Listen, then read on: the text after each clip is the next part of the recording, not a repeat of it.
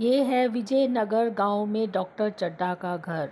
शाम का समय है और डॉक्टर चड्ढा को गोल्फ खेलने जाना है। ड्राइवर ने उनकी गाड़ी बाहर लगा दी। उसी वक्त चार कहार एक पालकी लेकर आए और उनके साथ एक वृद्ध पुरुष थे जिनका नाम था जनक काका। जैसे ही डॉक्टर साहब घर से बाहर आए उन्होंने पालकी अपने द्वार पे देखी तो बहुत गुस्से से बोले, ये सब क्या है? तो जनक काका ने कहा, डॉक्टर साहब, इसमें मेरा बेटा है जो कि बहुत बीमार है और आप उसको कृपा करके देख लें। डॉक्टर साहब ने कहा, ये टाइम मरीज़ देखने का नहीं है, मुझे गोल्फ खेलने जाना है, आप कल आना। जनक काका ने हाथ जोड़े और बोला कि मैं गांव के सब डॉक्टरों को दिखा चुका हूँ, आपसे मेरी विनती है, आप मेरे बेटे को देख लीजिए, नहीं तो वो मर जाएगा। यही मेरी ज़िंदगी का सहारा है। और उसने अपनी पगड़ी उतारकर डॉक्टर के पैरों में रख दी। डॉक्टर चड्ढा ने टाइम देखा और मन ही मन सोचा, ऐसे मरीज़ तो रोज़ ही आते हैं। और फिर गुस्से से बोला कि मैं अभी नहीं देख सकता, आपको बोला है कल आने के लिए। और यह कहते हुए डॉक्टर गाड़ी की तरफ चल पड़े। जनक काका पीछे हाथ जोड़े जोड़े उनके भागते रहे और विनती करते रहे कि एक बार मेरे बेटे को देख लीजिए, उसकी ज़िंदगी बच जाएगी, मेरा एक ही बेटा है। लेकिन डॉक्टर साहब ने पीछे मुड़ के भी नहीं देखा और जाकर अपनी गाड़ी में बैठ गए। जनक काका हाथ जोड़े गाड़ी के पीछे पीछे भागते रहे और फिर गाड़ी के पास आकर डॉक्टर साहब को हाथ जोड़कर प्रार्थना की। लेकिन डॉक्टर ने बहुत ही गुस्से से जनक काका को मना कर दिया और गाड़ी लेकर चल पड़े। जनक काका वहीं हाथ जोड़े खड़े रहे कि शायद डॉक्टर को तरस आ जाए और वो गाड़ी रोककर वापस आ जाए, लेकिन ऐसा नहीं हुआ। जनक काका अपनी पालकी लेकर घर की तरफ चल पड़े और रास्ते में सोचते जा रहे थे, क्या ऐसे लोग भी दुनिया में होते हैं जिनको अपना खेल किसी की जान से प्यारा है। यह सोचते सोचते जनक काका अपने बेटे को लेकर घर आ गए। कुछ ही घंटों के बाद उनके बेटे की मृत्यु हो गई और जनक काका बहुत दुखी हुए। इधर डॉक्टर साहब बहुत ही डिसिप्लिन थे। वह समय से खाते थे, सब काम समय से करते थे, तो उनकी आयु 50 वर्ष होने के बावजूद भी वो 40 वर्ष के दिखते थे। वो अपने स्वास्थ्य का बहुत ध्यान रखते थे।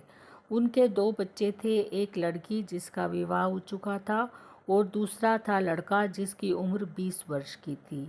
आज उसकी सालगिरह थी, तो उनके बेटे कैलाश ने अपने सारे दोस्तों को अपने जन्मदिन की खुशी में अपने घर में आमंत्रित किया था। आस पड़ोस के भी बड़े बड़े लोग आज कैलाश के जन्मदिन पर उपस्थित थे। उनका बेटा कैलाश सांपों को रखने का शौकीन था। उसको सांपों को रखने और उनके बारे में काफ़ी जानकारी थी और उसके पास काफ़ी जड़ी बूटियाँ भी थी।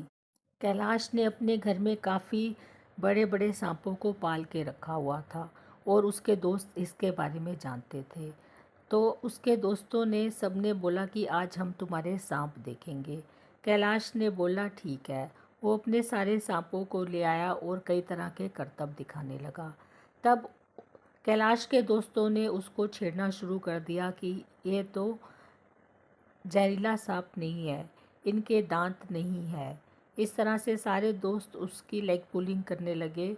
तभी कैलाश ने कहा, नहीं नहीं, इन सब के दांत हैं और ये बहुत जहरीले हैं, एक बार काट लेंगे तो बचना मुश्किल होता है। तभी कैलाश ने एक सांप का गला दबाया और उसके दांत दिखाने के लिए उसको थोड़ा सा ऊपर किया।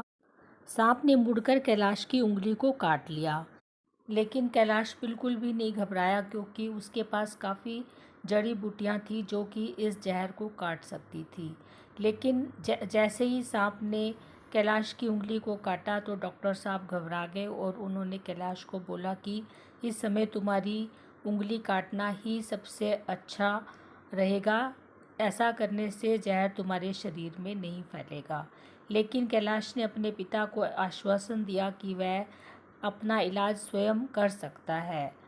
इस बीच जल्दी ही जो जहर था सारे शरीर में फैल गया और कैलाश के होंठ एकदम से नीले होने लगे। डॉक्टर साहब ने अपनी तरफ से काफ़ी इलाज किया, लेकिन जहर पूरे शरीर में फैलता ही जा रहा था और कैलाश उंगली कटवाने के लिए मना कर रहा था। अब धीरे धीरे कैलाश के होंठ नीले पड़ने लगे। तभी सब लोगों ने कहा कि क्यों ना किसी झाड़ फूक वाले को बुलाया जाए। तभी गांव के कई झाड़ फूक करने वाले आए और उन्होंने कोशिश की, लेकिन कोई फ़ायदा नहीं हुआ। तभी किसी ने बोला कि जनक काका इसका इलाज कर सकते हैं। तभी एक नौकर को जनक काका के घर भेजा गया। नौकर ने जनक काका का दरवाज़ा खटखटाया तो जनक काका अंदर सो रहे थे। जब वह उठकर बाहर आए तो उन्होंने सारी जानकारी दी, लेकिन जनक काका ने कहा कि मैं नहीं जाऊंगा। तब उस व्यक्ति ने कहा कि डॉक्टर साहब ने कहा वो तुम्हें चलने पर 10,000 रुपये देंगे। जनक काका ने कहा वो चाहे मुझे 10 लाख दे, मैं तब भी नहीं जाऊंगा। मैं तो अब मरने वाला हूँ, मेरा तो कोई खाने वाला नहीं है, मुझे 10,000 लेकर क्या करना है।